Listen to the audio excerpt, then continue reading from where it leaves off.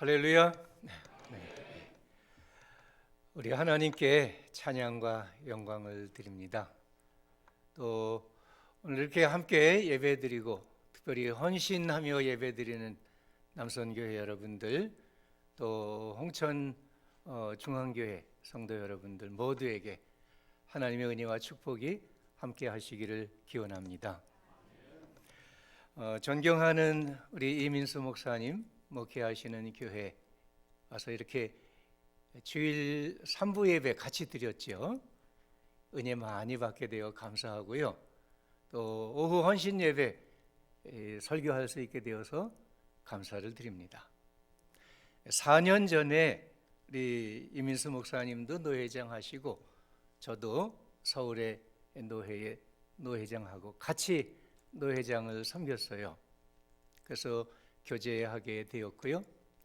2년 전에 우리 홍천 중앙교회 한번 제가 왔었어요.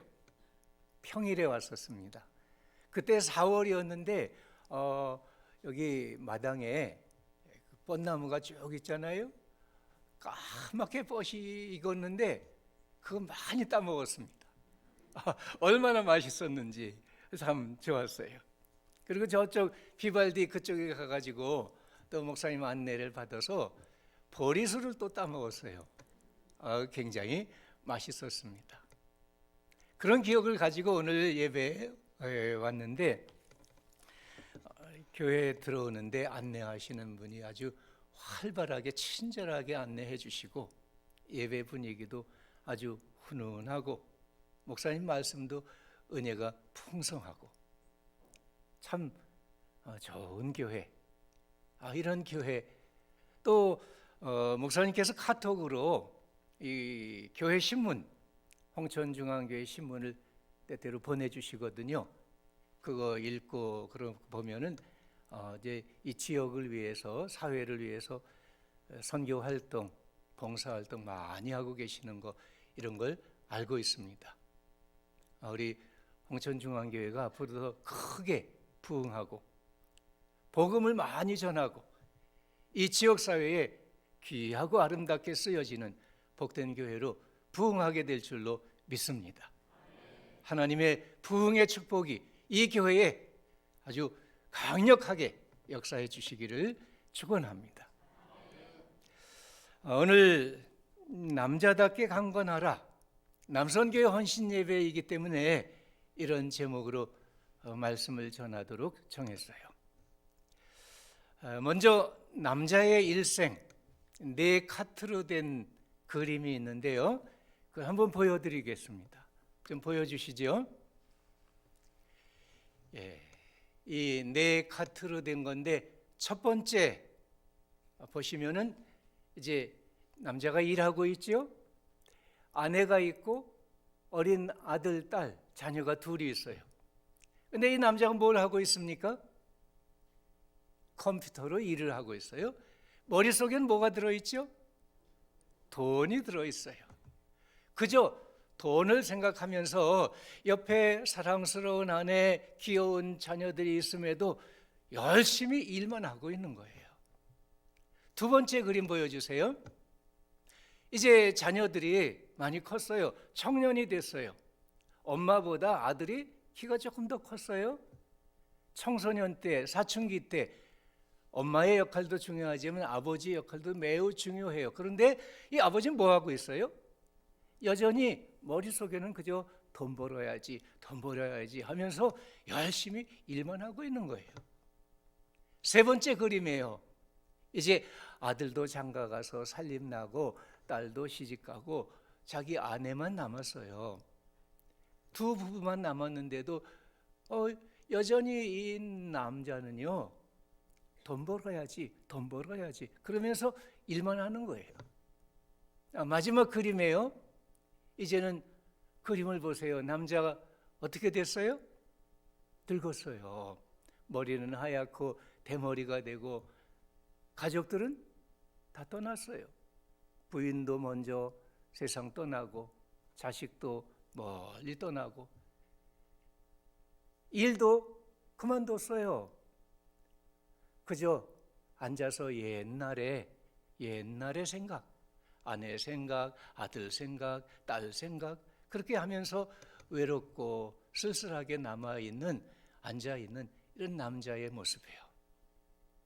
이 네 가지 장면이 남자의 일생이다 하는 거예요.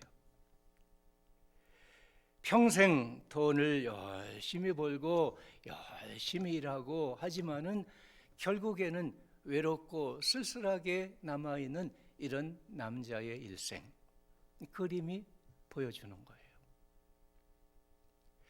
여러분, 아내가 제일 좋아하는 남편은 어떤 남편일까요? 건강한 남편, 돈 잘 벌어오는 남편, 집안일 잘 도와주는 남편, 요즘은 또 요리 잘하는 남편, 이런 남편을 아내들이 좋아한대요. 그런데 그보다 더 좋아하는, 첫 번째로 좋아하는 남편의 모습이 뭘까? 그거는요, 집에 없는 남편이래요.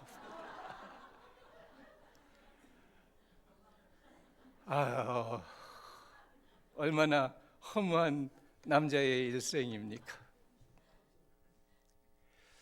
미국의 유머인데요, 남자들에 대한 그 고집을 풍자한 유머예요.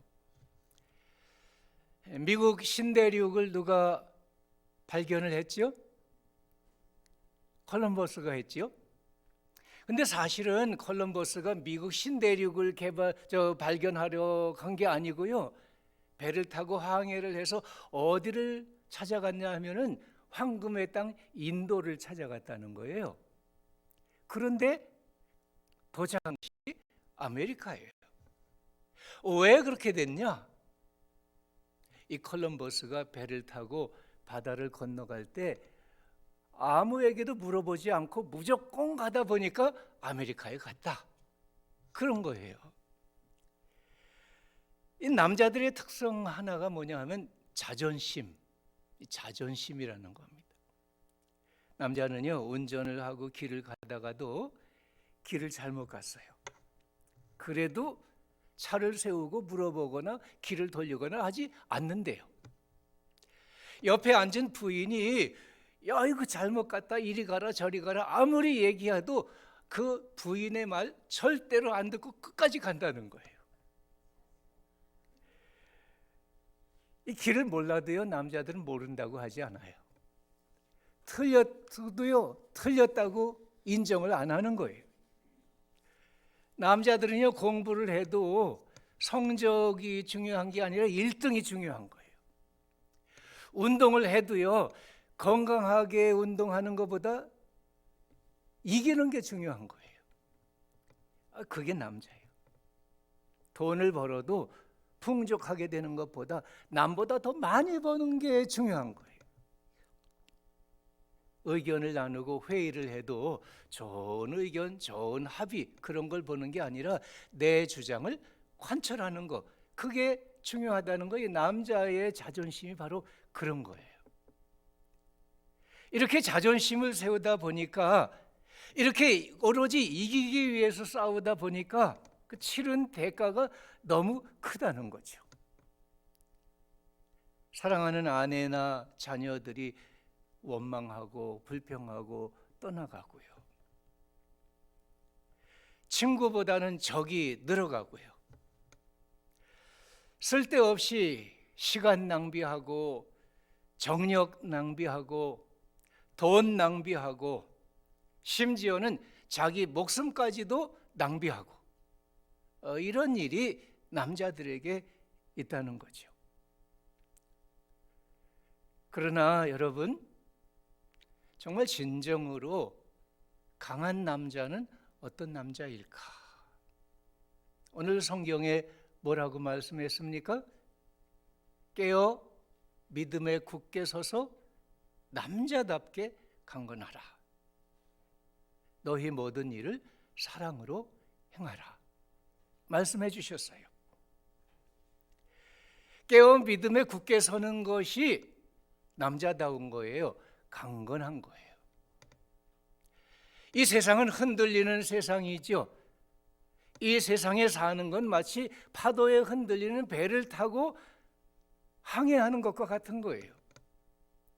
여기서 흔들리지 않고 중심을 잡고 굳게 서야 되는 거예요. 잠이 들면 어떻게 될까요? 이 배가 흔들리는 대로 흔들릴 수밖에 없어요. 취하면 어떻게 될까요? 이 흔들리는 배에서 넘어질 수밖에 없는 거예요. 이렇게 흔들리는 배와 같은 인생을 살아가는, 이 세상을 살아가는 우리들에게 정말 필요한 것이 무엇이냐? 영으로 깨어 있어야 된다는 거예요. 믿음에 굳게 서 있어야 된다는 거예요. 그것이 강건한 남자의 모습이다. 성경은 말씀해 주고 있어요. 우리의 믿음을 흔드는 것이 무엇일까요? 이 세상을 살아가면서 우리가 영으로 잠들게 만들고 영으로 취하게 만들고 그래서 쓰러지고 넘어지게 만드는 것이 과연 무엇일까? 몇 가지를 얘기할 수가 있어요. 먼저는 자기 자신이에요. 자기 자신의 욕심을 따라, 자기 자신의 소망을 따라 열심히 일하지만 때때로 실패해요. 낙심해요. 절망해요. 그래서 믿음이 흔들리는 남자들이 많이 생겨요. 하나님 믿어도 소용이 없다. 그리고 떠나가는 사람들이 생겨요. 또 주위 사람들의 말이나 자기 가족들 아내의 말 때문에 믿음이 흔들리는 사람들이 많아요. 친구들이 야 뭐 이렇고 저렇고, 부인이 뭐 이러고 저러고, 사람들의 말을 듣다 보니까, 텔레비전의 말을 듣다 보니까 요즘 기독교에 대한 비난의 말들이 많잖아요. 예수 믿는 사람들이 어떻고, 교회가 어떻고, 믿음이 어떻고, 비난하고 부정적으로 말하는 이런 시대에 사람들로부터 듣는 말 때문에 믿음이 흔들리기 쉬운 거예요. 그리고 또 하나 있죠. 그것은 바로 세상의 유혹, 마귀의 시험, 마귀의 시험이 우리의 믿음을 흔드는 것입니다. 이런 것에 흔들리지 않도록 깨어 있어야 돼요. 믿음에 굳게 서야 되는 거예요. 우리 자신의 믿음을 굳게 지켜가야 되는 겁니다. 잠언의 말씀을 보면 이런 말씀이 있어요. 노하기를 더디하는 자는 용사보다 낫고 자기의 마음을 다스리는 자는 성을 빼앗는 자보다 나으니라. 정말 강건한 것은 남을 다스리고 성을 빼앗고 무엇에 이기고 뭘 많이 얻고 그런 것보다 더 중요한 것이 무엇이라고요? 자기 자신이라고요. 자기 자신의 마음을 다스리고 자기 자신의 삶을 다스리고 자기 자신의 믿음을 굳게 세우는 사람, 이 사람이야말로 진정 강건한 남성인 것입니다. 성경에 보면 욥이라는 인물이 나오죠. 여러분 욥 아시죠? 욥은요 부자였어요. 욥은요 의로운 사람이었어요. 욥은요 하나님을 잘 섬기는 사람이었어요. 그런데 사탄이 이 욥을 시험했어요. 하나님 앞에 이 욥을 참소하고 그래서 욥을 시험하게 되었는데 하루아침에 재산이 다 없어졌어요. 많은 재물, 많은 가축 다 없어졌어요. 다 빼앗겼어요. 그에게 10명의 자녀들이 있었는데요. 10명의 자녀들이 큰아들 집에 생일 잔치로 모여서 잔치를 하다가 태풍이 불어가지고 집이 무너졌어요. 거기 깔려가지고 10명의 자녀들이 일시에 죽어버렸어요. 어떻겠어요? 그뿐만이 아니에요. 자기 온 몸에 머리끝에서부터 발끝까지 온 몸에 병이 들었어요. 죽을 지경이에요. 이렇게 재산 다 없어졌지요. 자식 다 죽었지요. 온몸에 병들어 죽을 지경이 됐지요. 이렇게 됐는데 그 부인은 어떻게 해야 돼요? 그 아내는 어떻게 해야 돼요? 남편을 위로하고 기도하고 해야 되는데 욥의 아내는 그러질 않았어요. 오히려 욥을 비난하고 저주하는 거예요. 네가 그러고도 하나님을 믿는다고 그러냐? 차라리 하나님을 저주하고 죽어버려라. 이렇게 말하는 거예요. 욥의 친구들이 있었어요. 가까운 친구들이 3명이 멀리서 찾아왔어요. 욥을 위로한다고 찾아왔죠. 처음에는 위로했어요. 너무너무 욥의 형편이 차마 말이 안 나올 정도였어요. 그러니까 일주일 동안 가만히 있다가 그 다음에는 욥을 비난하기 시작하는 거예요. 네가 뭐가 잘못한 게 있으니까 하나님께 벌 받는 거다. 네가 지은 죄가 있으니까 하나님이 심판하신 거다. 너 이제라도 하나님 앞에 회개하고 용서를 받아야 된다. 너 뭐 잘못했냐? 이거 잘못한 거 아니냐? 저거 잘못한 거 아니냐? 욥을 비난했어요. 보세요. 재물도 없어졌죠. 자식도 죽었죠. 병들어 죽게 되었죠. 아내도 자기를 저주하죠. 친구들은 비난하죠. 정죄하죠. 감당하기 어려웠어요. 그러나 욥은 그때 어떻게 하였습니까? 그때도 욥은 욥기에 뭐라고 말씀해요? 이렇게 말씀하고 있어요. 주신 분도 하나님이시고 거두신 분도 하나님이신데 하나님의 이름이 찬송을 받을지어다. 이렇게 기도하고 하나님 원망하지 않고 하나님 앞에 예배를 드렸어요. 또 이렇게 기도했어요. 나의 가는 길을 오직 그가 아시나니 그가 나를 단련하신 후에는 내가 정금같이 되어 나오리라. 또 이렇게 기도했어요. 내가 알기에는 나의 구속자가 살아계시니 후일에 그가 땅 위에 서실 것이라. 나의 이 가죽, 이 썩은 후에 내가 육체 밖에서 하나님을 배우리라. 욥은 이 어려운 재난 속에 흔들리지 아니하는 믿음에 굳게 섰어요. 기도했어요. 믿음을 지켰어요. 소망을 품었어요. 이 모든 어려움을 다 견뎌내고 이겼어요. 마침내 어떻게 됐어요? 하나님께서 욥에게 오셨어요. 그의 믿음을 인정해 주셨어요. 그래서 욥기의 마지막엔 어떤 결과가 생기죠? 욥이 이전보다 갑절의 복을 받았다. 하나님께서 이 모든 재난을 다 이기고 믿음에 굳게 선 욥에게 갑절로 축복을 내려 주신 거예요. 여러분, 재물 때문에 어려움을 겪는 분 계십니까? 자녀들 때문에 힘들어하는 분 계십니까? 몸에 병이 들어 고통하는 분 계십니까? 때로는 부부 사이에, 때로는 친구들의 여러 가지 비난 때문에 어려움을 겪는 분들 계십니까? 욥은 이 모든 걸 다 한꺼번에 받았어요. 그럼에도 믿음을 지켜 굳게 섰어요. 이 모든 것들 때문에 여러분 흔들리지 마시기 바랍니다. 믿음에 깨어 있으시기 바랍니다. 믿음에 굳게 서시기 바랍니다. 하나님께서 기쁘게 받으시고 인정해 주시고 갑절로 축복해 주시는 강건한 남자분들, 우리 남선교 여러분들 되시기를 축원합니다. 복음성 중에 이런 찬송이 있죠. 세상 흔들리고 사람들은 변하여도 나는 주를 섬기리. 세상 흔들리고 사람들은 변하여도 나는 주를 섬기리. 주님의 사랑은 영원히 변하지 않네. 나는 주를 섬기리.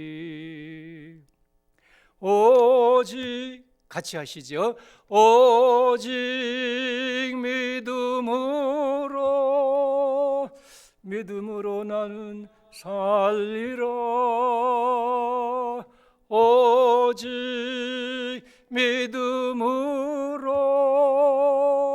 믿음으로 내가 살리라. 여러분, 믿음으로 굳게 서시기 바랍니다. 세상은 흔들려도요, 사람들은 변하여도 주님의 사랑은 영원합니다. 그 주님을 신뢰하시고 믿음에 굳게 서는 여러분들 되시기를 축원합니다. 두 번째로, 남자답게 강건한 사람은요, 모든 일을 사랑으로 행하는 사람입니다. 잭 볼스라는 분이 있는데, 기로에 선 남성이라는 책에서 이 남자들의 문제를 여러 가지를 얘기하는데 그 중에 세 가지를 소개를 해드리면 이런 문제를 얘기해 주고 있어요. 첫 번째로는 비표현성. 남자들은 표현을 잘 안 하죠. 못하죠. 그래서 친밀감이 없어요. 여자분들은 다 표현하고 말도 많이 하고 그래서 금방 친밀하게 친구가 되고 그러는데, 남자는요 서먹서먹하고요, 할 말이 없고요, 친밀하지를 못해요. 또 남자들의 문제가 있는데 뭐냐면 경쟁심이에요. 이 경쟁심, 이기려고 하는 거예요. 더 잘하려고, 더 높아지려고. 그러다 보니까 뭐 잘 돼요? 대부분은 그게 잘 안 되잖아요. 실패하잖아요. 그래서 좌절감을 갖는 거예요. 세 번째 문제가 있는데 그게 뭐냐면 권위, 자존심에 대해서 말씀드렸죠. 이 권위의식. 그래가지고 이 권위의식을 가지고 있기 때문에 남자들은 지배하려고 하는 거예요. 지배. 이 강압적으로 지배하는 거죠. 텔레비전에 동물의 왕국이라는 프로그램이 있습니다. 아이들이 참 좋아하는 프로그램인데 저도 좋아해요. 그래서 자주 봐요. 여러 동물들이 나오는데요, 거기 보면 이 동물의 왕국에 질서가 있어요. 그게 무슨 질서냐 하면 약육강식이라는 질서예요. 강한 동물은요 약한 동물을 잡아먹어요. 사자, 호랑이, 표범, 늑대 다 잡아먹는 거예요. 그래서 이 잡아먹는 강한 동물들을 뭐라고 얘기하냐 하면 포식자라고 얘기를 해요. 같은 동물, 같은 사자끼리, 같은 표범끼리, 같은 늑대끼리도요, 거기에 싸움이 있어요. 누가 강하냐? 서열 싸움이 있는 거예요. 그래서 그 중에 대장이 돼요. 대장이 되고 또 싸워서 또 바뀌어요. 끊임없이 서열 싸움이 동물의 질서예요. 만일에 남자가 강건하다고 해서 폭력을 휘두르거나 강압적으로 지배하거나 약한 자를 잡아먹거나 이렇게 하는 거, 그렇다면 그는요 사람이 아니에요. 동물과 같은 거예요. 진정한 남자의 강함은 그게 아니라는 거예요. 정반대라는 거죠. 폭력이나 지배나 포식이 아니라 뭐라고 성경은 말씀했어요? 모든 일을 사랑으로 행하느니라. 사랑으로 행하는 남자, 그가 강건한 남자라고 성경은 말씀하고, 만일에 강건한 남자라면 모든 일을 사랑으로 행하는 것이라고 말씀해주고 있습니다. 여러분, 성경에 많은 사람들이 나오죠. 성경의 사람들 중에 강한 남자를 꼽으라면 누구를 꼽으시겠어요? 한번 상상해 보시죠. 맨손으로 사자의 입을 찢고 나귀 턱뼈 하나로 1000명을 때려 눕힌 삼손, 강한 남자죠. 블레셋의 골리앗 거인 대장 물맷돌로 던져서 쓰러뜨리고 가서 베어버리고 승리한 다윗, 강한 남자죠. 40에 하나는 알을 감한 이런 매를 맞고서도 죽을 뻔하다가 죽었다가도 다시 살아나서 여전히 예수 그리스도 복음을 전한 바울 사도, 강한 남자죠. 이 삼손도 다윗도 바울도 많은 인물들이 강한 남성들이에요. 그러나 성경에서 그 중에 누구보다도 강한 남성은 누구일까요? 바로 예수님이에요. 예수님은요, 삼손처럼 때로 눕히는 사람이 아니었어요. 예수님은 다윗처럼 싸워 이기는 사람이 아니었어요. 예수님은요, 모든 어려움을 겪었지만은 그러나 모든 어려움을 다 견디고 이겨내셨어요. 십자가에 죽으시기까지 하면서 하나님의 주신 그 구원의 사명을 감당하기 위해서, 인류를 사랑하기 위해서, 그래서 십자가의 죽음을 감당하면서까지 인류를 구원해 주셨어요. 강한 남자 중에 강한 남자, 그거는 바로 모든 일을 사랑으로 행하신 예수 그리스도 우리 주님이십니다. 우리가 강건한 남성이 된다는 것은 삼손을 본받기보다, 다윗을 본받기보다, 바울을 본받기보다, 그 누구보다 예수 그리스도를 본받는 남성이 되어야 하는 것입니다. 너희는 이 마음을 품으라 곧 그리스도 예수의 마음이니 빌립보서 2장에 말씀했어요. 바로 예수 그리스도의 마음, 십자가의 고난을 다 감당하시고 돌아가시기까지 하시면서 그 모든 고난을 이겨내시고 믿음에 굳게 서서 하나님께서 주신 사명을 감당하신 주님, 자기의 목숨을 십자가에 내어주심으로 말미암아 모든 믿는 자들을 구원하신 이 사랑을 베푸신 주님, 그 주님의 믿음, 그 주님의 사랑을 마음에 품으라. 너희는 이 마음을 품으라. 그 그리스도 예수의 마음이니 말씀해주고 있는 거예요. 그 예수님께서 사랑에 대해서 계명으로 말씀해 주셨죠. 두 가지 계명을 얘기해 주셨어요. 첫 번째 가장 큰 계명이 뭔지 다 아시죠? 뭐예요? 너희의 마음을 다하고 뜻을 다하고 힘을 다하고 목숨을 다하여 누구를 사랑하라고요? 주 너의 하나님을 사랑하라. 첫 번째는 누구예요? 주 하나님을 사랑하라. 두 번째는 뭐라고 그랬습니까? 둘째는 이것이니 곧 내 이웃을 내 몸과 같이 사랑하라 말씀해 주셨어요. 보이지 아니하시는 하나님, 그 하나님을 사랑하는 게 어떻게 하는 걸까요? 하나님을 사랑함으로 예배하는 거예요. 하나님 앞에 내 마음을 드리고 내 시간을 드리고 내 재물을 드리고 내 몸으로 봉사하고 그 하나님 앞에 나를 드려서 예배하는 것, 이것이 하나님을 사랑하는 거예요. 하나님의 아들 예수 그리스도의 몸된 교회, 하나님의 교회를 사랑하는 것, 그것이 하나님을 사랑하는 거예요. 여러분, 하나님을 사랑하십니까? 하나님을 사랑하시는 여러분들 되시기를 바랍니다. 하나님을 사랑함으로 예배하고, 하나님을 사랑함으로 하나님의 교회를 사랑하고, 하나님을 사랑함으로 하나님을 높이고, 하나님을 사랑함으로 하나님의 일에 섬기고,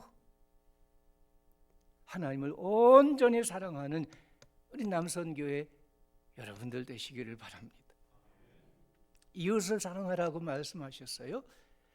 이웃을 내 몸과 같이 사랑하라. 이웃을 사랑하는 것이 어떻게 하는 걸까요? 우리 젊은 청년들 연애하듯이 I love you, you love me 뭐 그렇게 하는 걸까요? 그건 아니잖아요. 그보다 정말 이웃에게 그들이 필요로 하는 무엇보다 필요로 하는 영혼의 구원을 위한 복음을 전해주는 것. 그에게 예수 그리스도의 복음을 전해서 그 영혼을 구원하고 영혼의 생명을 얻게 해주는 것, 이보다 더 큰 사랑이 없는 것입니다. 그리고 그들에게 삶에 그리스도의 사랑으로 돌보고 나누고 섬기는 것입니다. 우리보다 더 약한 사람들이 있죠. 약한 사람들을 섬기는 거예요. 몸이 연약하고 병든 사람들이 있습니다. 경제적으로 약하고 가난한 사람들이 있습니다. 믿음이 약하고 아직 잘 모르고 혹은 죄에 빠져 있는 사람들이 있습니다. 이런 사람들에게 그리스도의 사랑으로 다가가서 섬기고 봉사하고 돕는 것, 이게 이웃을 사랑하는 거죠. 우리보다 더 어려운 사람들이 있죠. 우리 목사님께서 설교 말씀 지난 주일에 또 오늘도 말씀해 주셨어요. 우리보다 더 가난하고 어려운 이웃 나라들, 전쟁 중에 있는 우크라이나 그 많은 사람들, 지진으로 고통을 받고 있는 튀르키예, 시리아 사람들, 그 사람들을 위해서 기도하고 그 사람들을 위해서 후원금을 보내고 그 사람들을 위해서 봉사하고, 이것이 바로 이웃을 사랑하는 일이지요. 하나님을 사랑하고 이웃을 사랑하라. 특별히 남자분들에게 성경은 말씀하고 있어요. 너희 모든 일을 사랑으로 행하라.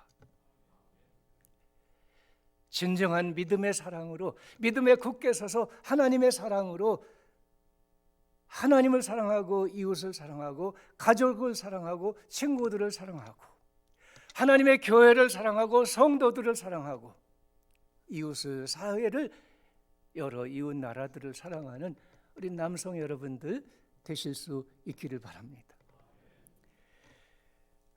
한동대학교의 총장으로 오랫동안 섬기신 김영길 총장님 이야기인데요. 2001년도 5월에 학교 문제로 구속이 돼서 감옥에 가신 일이 있었습니다. 당시 교육부가 시행한 교육개혁 특성화대학 공모에서 한동대학교가 최우수상을 받았어요. 그래서 국가로부터 지원금을 받았어요. 근데 그 지원금을 받은 것을 가지고 교수님들의 월급이 밀렸기 때문에 그 교수들의 월급을 지급을 했는데 국고 지원금을 가지고 교수들의 월급을 줬다 해서 고발을 당했어요. 또 3개월 동안 직원 월급이 밀렸는데 그 직원 월급이 밀린 것들 때문에 노동청에 고발을 당했어요. 또 이런 고발을 당하니까 이제 변호사를 사서 이제 이 고발에 대응을 해야 되잖아요. 그런데 이 변호사 비용을 국고지원금으로 받은 것 중에서 사용을 했다 해가지고 이번에는 횡령죄로 고발을 당했어요. 그래가지고 재판을 받게 되었는데 법정 구속이 되고 2년형을 받아서 감옥에 가게 됐습니다. 감옥에 가서 처음에 35명이 수용된 감방에 들어갔어요. 35명이 밤에 잘 때 이렇게 칼잠을 자는 그런 형편이었어요. 이 김영길 총장이 여기 밤에 칼잠을 자며 누워서 참 탄식하며 생각을 했어요. 내가 나이 62세가 되었는데 어쩌다가 이렇게 누워있는 신세가 되었는가 탄식을 했어요. 그렇지만 믿음이 있는 분이었어요. 그렇게 탄식하다가 과연 여기 하나님의 뜻이 무엇인가? 하나님께서 어떻게 나를 여기로 이렇게 이런 자리에 두셨는가? 하나님의 뜻을 생각하기 시작했어요. 내 길을 여호와께 맡기라. 그를 의지하면 그가 이루시고 내 의를 빛같이 나타내시며 내 공의를 정오의 빛같이 하시리로다. 여호와 앞에 잠잠하고 참고 기다리라. 이 말씀을 들은 거예요. 이 말씀을 붙들고 하나님 앞에 간절히 기도했어요. 자신을 위해서, 한동대학교를 위해서 기도하는데 성경에 나오는 야베스의 기도를 가지고 기도했어요. 주께서 내게 복을 주시려거든 나의 지역을 넓히시고 주의 손으로 나를 도우사 나로 환난을 벗어나 근심이 없게 하소서. 간절히 기도했어요. 얼마 후에 감방을 옮겼는데 7명이 수용된 감방으로 옮기게 되었어요. 그분들과 함께 지내면서 그 사람들에게 주기도문도 알려주고 사도신경도 알려주고 밥이 나오면 감사기도도 같이 하자 해서 감사기도를 하고, 그 사람들이 이제 또 재판에 불려 나갈 때가 되면 한 명 한 명 머리에 손을 얹고 간절히 기도해주고 이렇게 했어요. 매일매일 이런 어려움 가운데 전에는 학교에서 바쁘고 정신없이 지내고 이런저런 걱정 많고 그랬는데 이제는 뭐 할 일도 없고 가만히 하루 종일 그저 기도만 하고 말씀만 생각하고 같이 기도하고 이렇게 하다 보니까 하나님이 나한테 특별 휴가를 주셨구나, 이런 생각을 하게 됐어요. 그래서 오히려 하나님 앞에 감사하며 기도했어요.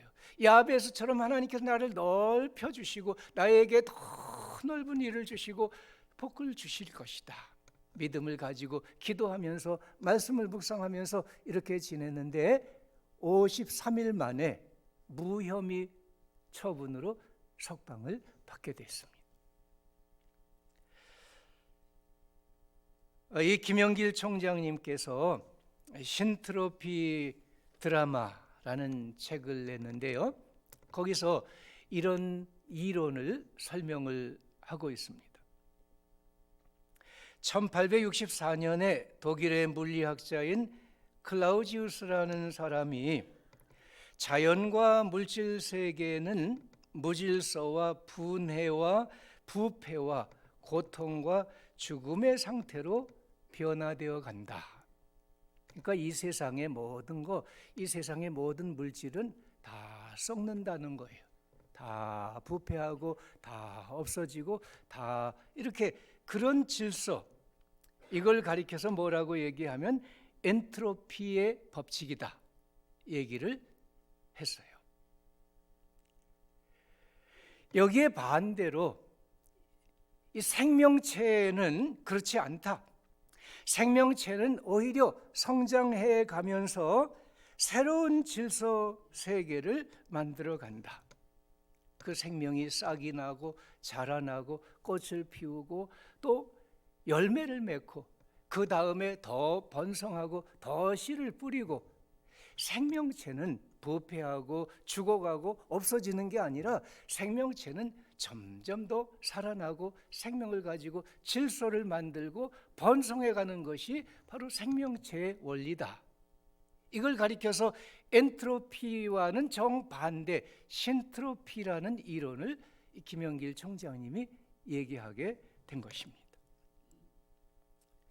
하나님께서 창조하신 이 세계와 우주 만물은 인간의 죄악으로 타락한 이후에 바로 오늘의 물질 세계는 물질 세계만 아니라 정치도 경제도 문화도 사회도 모든 영역이, 개인도 사회도 다 모든 분야의 무질서와 부패와 죽음의 엔트로피 현상이 커져가고 있어요. 이 세상은 무질서와 부패와 범죄와 죽음의 세력으로 달려가는 거예요. 그러나 하나님께서는 그 아들 예수 그리스도를 이 세상에 보내셔서 그의 십자가의 죽으심으로 말미암아 우리를 구원하시고 영원한 생명을 주셨어요. 이 예수 그리스도의 생명을 믿고 살아가는 사람에게는 부패와 죽음과 없어지는 엔트로피가 아니라 도리어 다시 살아나는 생명, 부활의 생명, 번영하고 하나님 나라의 축복을 이루어가는 이 신트로피의 질서를 세워가는 것이다. 이것이 은혜의 법칙이고 이것이 하나님의 신트로피의 이론이다. 이 말씀을 얘기했어요. 그러면서 마지막 결론으로 이런 얘기를 합니다. 이를 위해서 하나님께서는 예수 그리스도를 보내셨고 이를 자신의 삶과 세상에 수행할 책임을 가지고 우리들을 부르신다. 하나님께서 예수 그리스도를 보내셔서 이 세상에 신트로피의 질서, 곧 생명을 주시고 은혜와 축복을 주시고 그 예수 그리스도로 말미암아 우리에게 생명이 살아나고 우리의 생명이 살아나고 우리의 생명이 번성해가고 하나님의 축복을 이루는 이 신트로피의 이 은혜의 질서, 이것을 우리들에게 맡기셨다는 거예요. 이것을 위해서 우리를 부르셨다는 거예요. 우리 믿는 성도들이, 우리 남선교회가 하나님 앞에 헌신할 것이 무엇이냐? 바로 이 신트로피의 질서를 세워가는 거예요. 예수 그리스도의 복음을 전하고 예수 그리스도를 믿는 믿음에 굳게 서고 예수 그리스도의 사랑으로 모든 일을 행함으로 말미암아 생명을 살리고 생명을 번성하게 하고 생명을 하나님의 나라, 하나님의 영원한 그 축복으로 이루어가는 것, 이 일을 우리에게 맡기셨다. 이 일을 위해서 우리를 부르셨다. 이 일에 우리가 헌신해야 되는 것이다. 이 말씀을 하고 있는 것이죠. 사랑하는 여러분, 오늘 헌신하며 예배드리시는 우리 남선교회 여러분, 깨어 믿음에 굳게 서시고 남자답게 강건하게 되시고 모든 일을 사랑으로 행하는 믿음의 삶이 되시기를 축원합니다. 가정에서 아내와 자녀를 구원하고 행복하게 하는 가장이 되시고 교회에서 하나님을 예배하고 복음을 선교하고 성도들과 함께 하나님 나라를 세워가는 귀한 봉사자가 되시고 이 사회에서 직장에서 그리스도의 생명과 평화를 이루어가는 하나님의 일꾼으로 아름답게 신트로피의 질서를 세워 헌신하는 우리 남선교회 여러분들 되시기를 간절히 축원합니다. 하나님 아버지 은혜를 감사드립니다. 오늘 복된 주일 헌신하며 예배드리는 우리 남선교회 모든 회원들 그리고 함께 예배하는 우리 모든 성도들 위해 주님의 풍성하신 은혜와 복을 더하여 주시옵소서. 파도에 흔들리는 배와 같이 흔들리는 이 세상에 살아가는 우리의 인생이지만은 그러나 깨어 믿음에 굳게 서게 하시고 남자답게 강건한 믿음의 사람이 되게 하시고 모든 일에 하나님의 사랑으로 행하여 하나님께 기뻐하심을 받고 인정하심을 받고 귀하게 쓰임을 받고 풍성하신 축복을 받는 모든 성도들 우리 남선교회 여러분들 되시기를 간절히 기도하옵나이다. 하나님 우리 홍천 중앙교회를 축복하시고 귀하신 목사님과 온 성도들 함께 하나님 앞에 큰 영광을 돌리며 크게 하나님 나라를 세워가는 교회로 축복하여 주시기를 기도하옵나이다. 우리 주 예수님의 이름으로 간절히 기도하옵나이다. 아멘.